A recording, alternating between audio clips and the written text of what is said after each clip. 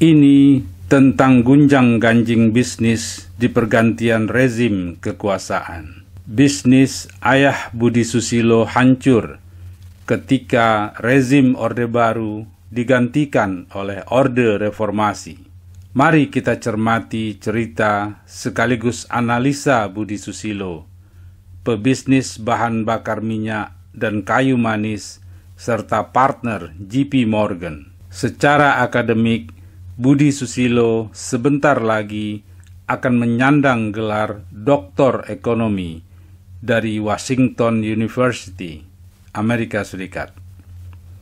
Kita mulai kisahnya dari Universitas Tarumanegara, Jakarta Barat. Anak-anak Untar itu kan anak-anak orang kaya semua, Tarumanegara itu. Mainnya pada game online apa namanya? Dota. World of Warcraft itu loh. Nah, saya jualan vouchernya, bukan main game. Iya, jualan voucher yang anak-anak orang kaya kan pada main tuh, kan pakai voucher tuh, pakai voucher yang digesek terus dimasukin lagi gitu. Saya malah kulaan itunya, saya jualan vouchernya dulu. Ya bener-bener untuk mahasiswa, Untar. Sangat membantu untuk keuangan. Lumayan om, lumayan. Saya dulu kan sempat ngekos di Anggrek, Cendrawasih. Ngekos itu ke kampus dekat. Ngebus dulu om, nggak ada mobil, pun ada mobil. Ngebus saya Kopaja itu tuh, Kopaja Metro Mini 1000 kelar sampai. Iya. Berapa lama transisi itu? Lama om, 2 tahun saya tuh kayak gitu. Krisis juga. Ya waktu itu setelah itu memang lumayan. Saya sampai semester 5 aja masih susah itu waktu itu. Susah banget ya. Saya selama 2 tahun itu lumayan serabutan. Itu juga dulu saya beli buku di Kuitang. Zaman dulu kan bukan Gramedia om. Zaman dulu tuh Gunung Agung kan. Nah Gunung Agung. Nah, tapi Gunung Agung kalau beli di Gunung Agung mahal om. Dan pinggir-pinggirnya. Saya beli di Kuitang. Terus saya jual ke teman-teman di kampus. Karena dia kan buku Kuitang kan buku bekas. Iya. Nah itu lumayan, untungnya lumayan. Nyai duitnya gitu. Yang penting halal, nggak pernah hal jualan aneh-aneh nggak pernah. Seumur hidup itu aja. Apa yang membuat Mas Budi jadi memilih jalan yang berbeda dengan teman-teman yang main game, sementara Mas Budi sudah melihat ada peluang bisnisnya? Apa kira-kira yang mendasari itu? Kalau waktu itu saya memang karena keadaan, saya nggak ada pilihan lain sih. Memang karena keadaan, benar-benar memang nggak ada pilihan lain sih waktu itu. Karena kan nggak ada namanya modal, nggak ada modal dulu untuk main game boro-boro. Saya mobilnya nggak punya. Saya nggak ada mobil dulu. Saya sampai 1,5 tahun lebih, hampir 2 tahun tadi kan om tanya berapa lama, itu saya nggak punya mobil om. Sampai akhirnya saya udah nabung, saya beli Peugeot GT88 GTI tahun 88 tuh, 17 juta bayar cash udah. Oh tapi bensinnya saya nggak tahu kan, maksudnya kan mobil Eropa enak gitu kan. Di rumah kan dulu kan mobil Eropa terus. Saya pikir mobil murah Eropa yang harganya affordable, ya waktu itu cuma Peugeot. Belilah itu tuh bensin yang mahal setengah mati. Rewelnya ampun. Rewel om, betul. Rewel ampun cuma ya. Peugeot rewel. Ya udah itu di 2 tahun pertama sih lumayan sih, ampun-ampunan sih. Nah dulu kalau mungkin pernah ingat ada namanya Cafe Tenda Semanggi. Iya. Yang kan sebelumnya itu kan pada mainnya kan di Monas tuh. Yang cafe mobil VW kombi kan dibuka, dikasih interval orange. Nah itu pertama kali saya sama teman saya namanya Aditya Pratama yang sekarang sempat dia lama banget jadi hostnya Prambors. Nah hostnya Prambors tuh bareng sama ini Baren segala macam. Itu Aditya Pratama, itu partner saya di awal. Kita berdua tuh yang prakarsain itu Jual apa? burger sama sosis. Karena kita kerjasama sama Bernardi. Itu sosis Bernardi itu kan. Nah itu dia jual ke kita harganya lebih murah. Nah kita jual kan dalam bentuk sudah end product kan. Nah, itu. Idenya dari mana gitu bikin mobil box? Untungnya banyak om. Idenya cuma satu sih, untungnya banyak itu. Karena dulu kalau burger itu satu slice kan kita beli satu plastik isinya 25. Satu plastiknya cuma berapa belas ribu. Sedangkan kalau kita jual burger, kita cuma tambahin modalin roti, tambahin saus segala macam, kita jual 12.000. Untungnya luar biasa banyak itu. Itu kita laku 3 biji sama dengan nutupin satu plastik isi 25. Jadi untungnya banyak banget. Alasannya itu aja sih. Itu bertahan berapa lama? Lama om. Saya dari mulai di tenda, akhirnya saya punya Cafe Tenda Semanggi itu. Saya punya restoran di Cafe Tenda Semanggi itu. Itu pertama kali. Habis itu saya buka restoran kue tiaw di Muara Karang. Kue tiaw Aliang tuh. Lumayan tuh 2 tahun sampai lulus kuliah saya. Masih ada? Udah enggak Om. Udah enggak. Saya kan waktu itu kan setelah beres berlangsung pada saat masih kuliah. kuliah. Semua kuliah saya kerja Om. Enggak ada namanya main-main, enggak ada. Full kuliah. Semua teman saya sampai sekarang masih main sama saya. Masih ada semuanya tuh pemain-pemain yang tiap hari masih nongkrong sama saya sekarang. Mereka enak Om, muda-mudanya masih main, tapi buru-buru. Enggak. Tingkat kesulitan tadi kan disebut susah banget, pengap dan sebagainya, itu seperti apa sih? Kita belum punya gambaran tuh, misalnya makan sekali sehari atau bagaimana tuh. Kalau makan proper sih terus terang 2 tahun pertama itu enggak. 2 tahun pertama itu enggak proper sih. Maksudnya kurang, kalau dibilang layak enggak. Di 2 tahun pertama saya kuliah sampai semester 5 itu enggak. Iya. Enggak proper tuh dalam arti apa? Bukan kita makan enak Om. Kalau bicara biasa asal bisa makan aja. Order kecap. Itu kan dulu kan di samping Untar kan ada juga tuh yang jualan kayak begitu-begitu dikasihin kuah semur tuh loh. Ya sudah. Itu udah enak banget 6.000 kelar gitu. Cuma saya nambahin ya Mas. Iya. Penderitaannya itu menjadi berlebih karena bapaknya konglomerat. Pernah kayak Itu saja. Ya memang Merasakan itu ya. Jadi Iya. menyakitkan. nggak pernah ngebayangin sih Itu hidup kayak kenapa begitu. ada gerakan untuk mau melakukan apa saja, maksudnya jualan itu. Sementara pernah kaya raya, biasanya orang yang pernah kaya. Memang karena kita juga waktu itu kita juga susah Om. Ya, Kondisi waktu itu kita susah. Keluarga kita dihantam juga waktu itu. bukan maksudnya Iya, menghina. pernah kaya. Anak yang dibesarkan oleh orang yang pernah kaya itu cenderungnya kalau jatuh melakukan hal-hal negatif. Iya. Misalnya katakanlah ya, Iya. narkoba atau Iya. apalah Enggak. gitu ya. Iya. Atau menyimpang lah, itu kan malah Iya, betul. jualan burger apa segala macam. Ya, kalau burger itu karena untungnya gede Om. Semua saya melakukan bisnis itu semua yang untungnya besar. Karena waktu itu kondisinya memang saya harus bisa eskalasi ya, dari kondisi yang memang nggak ada sampai nggak ada, dari mobil dulu sampai di rumah 12 biji sampai tinggal 1 pakai. Iya. Iya. Karena kan diminta sama Bapindo, BPD dulu kan Bank Bumidaya. Iya. itu disita Pak. Iya, kan disita Om. Di itu Karena utang kan ditarik terus sama pemerintah kan, ya terus terang kan pasti akan ya semua kerabatnya Cendana habisin semua kita karena kita memang benar-benar lingkar satu cinta Cendana waktu itu. Oh, masuk ke lingkaran. Iya, kan di Golkar dulu kan, yang T juga di Golkar, yang di Golkar dulu. Ini dulu kan yang T kan di Golkar dulu. Nah, dulu kita lumayan dapat fasilitas lah dari Pak Prabowo, Ya, Prabowo Sutejo. Nah, jadi memang kita mendapatkan banyak kemudahan itu, saya tidak membantah loh ya. Betul memang gitu loh. Coba kan balik lagi, kita nggak satu sisi itu, kita nggak boleh dari satu sisi lah. Memang kitanya berdampak, buktinya amblas, tapi yang dikali orang gimana? Itu lebih parah lagi. Saat Karena itu perkebunan. Ya. perkebunan tuh orang bener-bener zaman dulu mesin tuh sedikit sekali penggunaannya. Nganggur semua jadi. Langsung nganggur. Loh, itu langsung nganggur. Nganggur Om. Iyalah. Kalau diambil alih dikelola kita nggak cerita. Iya. Cut aja. selesai. Oh, gitu. Iya. Itu kali orang 104 sampai 107B itu kantor kita kan. Itu tanya ke atas itu. Itu sudah Berapa karyawan? banyak Om, banyak sekali. Banyak banget. Berapa yang Dulu yang pegang 17.000 ada dari saya. Sisi Adiknya Orang. mamanya. sisi buruk reformasi. Berapa? Iya, berapa- 17.000 orang ada itu. Ada 17.000 orang. Iya. Berapa luas yang 38.000 hektar. 38.000. Iya. Besar kok, benar-benar. Itu kalau dibuka pakai map ya itu satu map itu benar-benar. Persoalannya kan nggak diteruskan kan? Nggak diteruskan.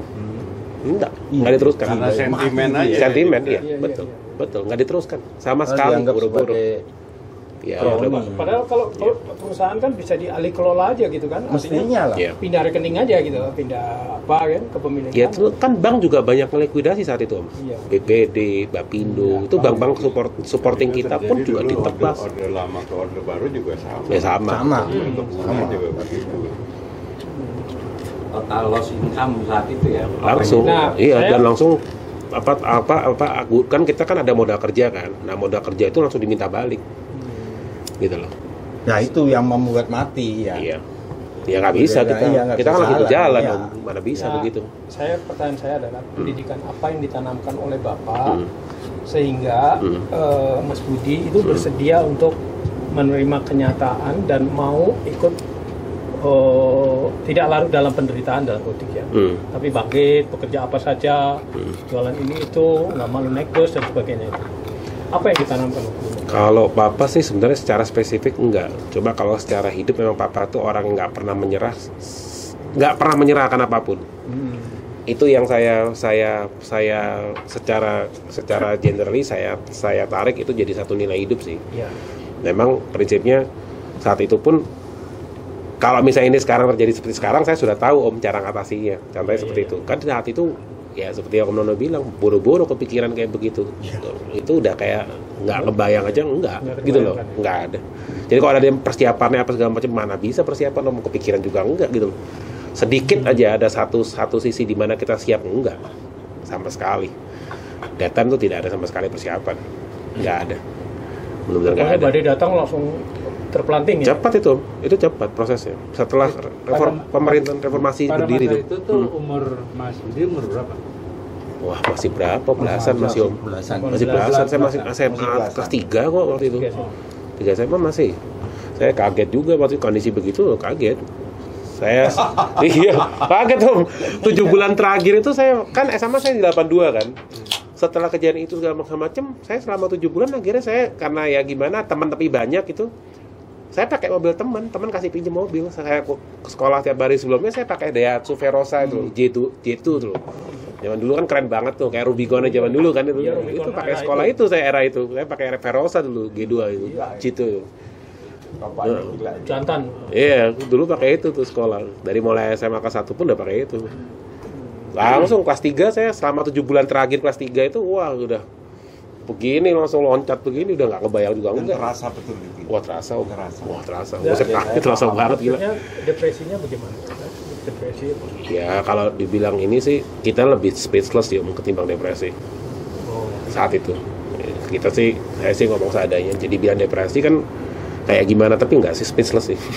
Waktu itu semua aset Sita semua. sama sekali nggak ada yang disita dan dianggurin. Dan bisnis itu yang saya menyayangkan bahwa itu tuh nggak boleh terjadi sebenarnya.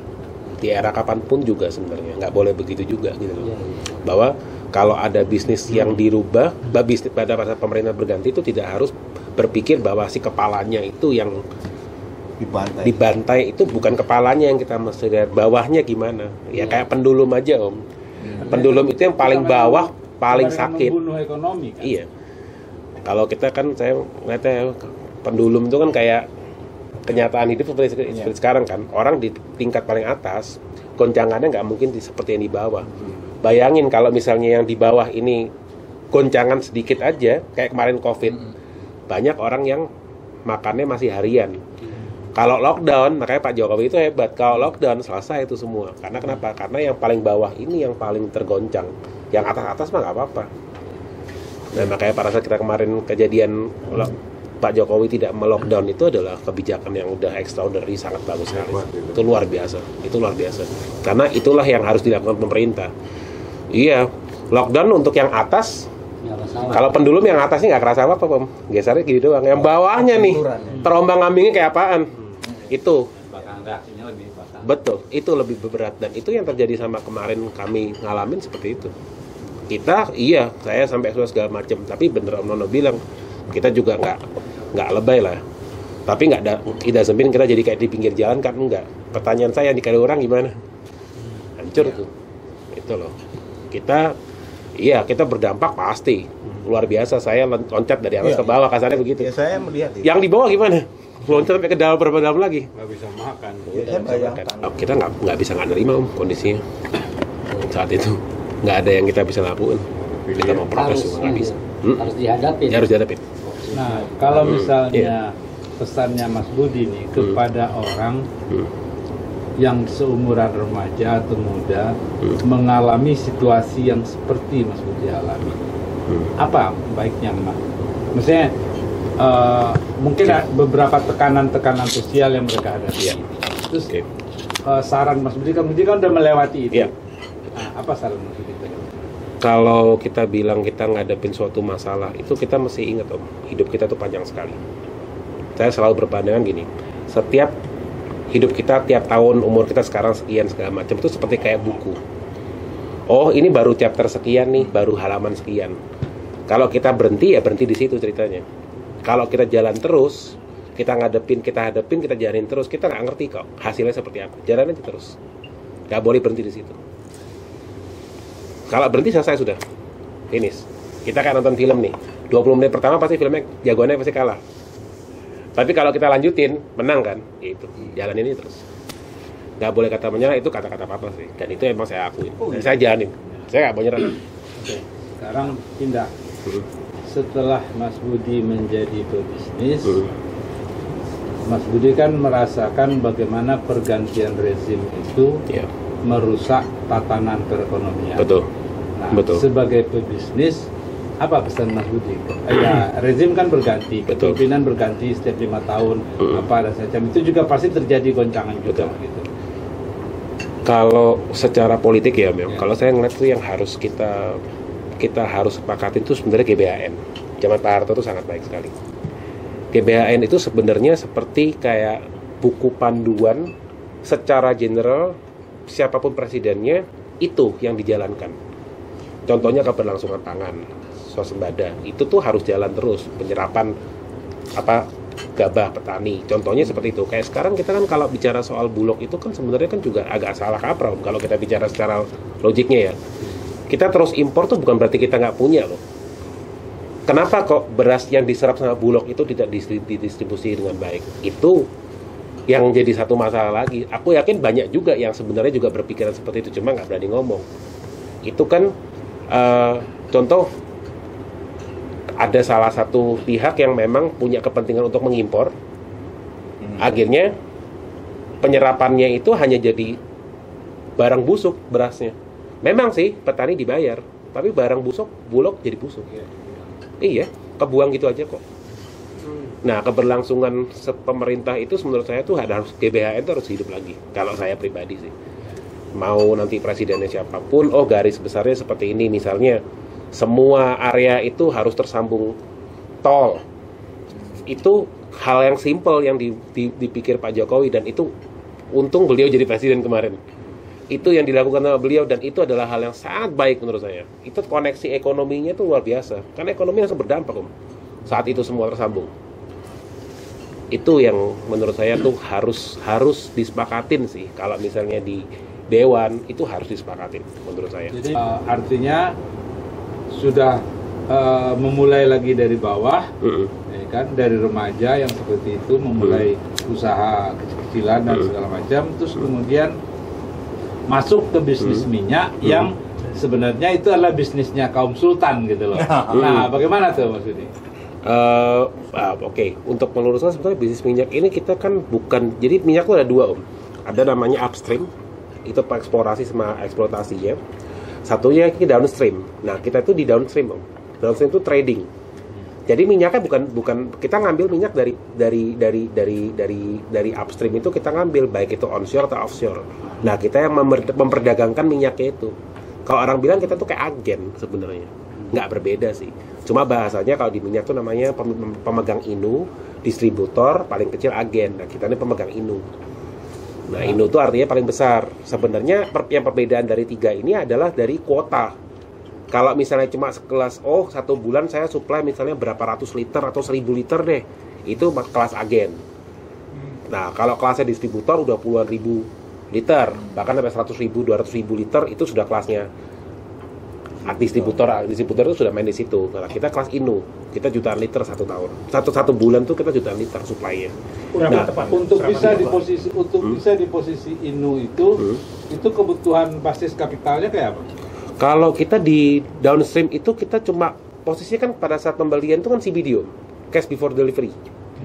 Jadi uang yang kita terima kita bayarkan ke Pertamina. Kita kan ngambil dari Pertamina. Kita ngambil dari Pertamina, dari Patraniaga, kita jual lagi ke sana. Selisihnya kan ada jauh, lumayan. Apa? Pakai bank. Kalau misalnya zaman dulu masih belum ada SCF, zaman dulu pakai SKBDN. Tapi kalau era sekarang pakai SCF semua. Sistem pembayarannya, tapi sama tetap aja. Kita sebenarnya kalau orang bilang tidak terlalu besar modalnya, buffernya tidak besar. Lebih tepatnya kita ini sebenarnya broker.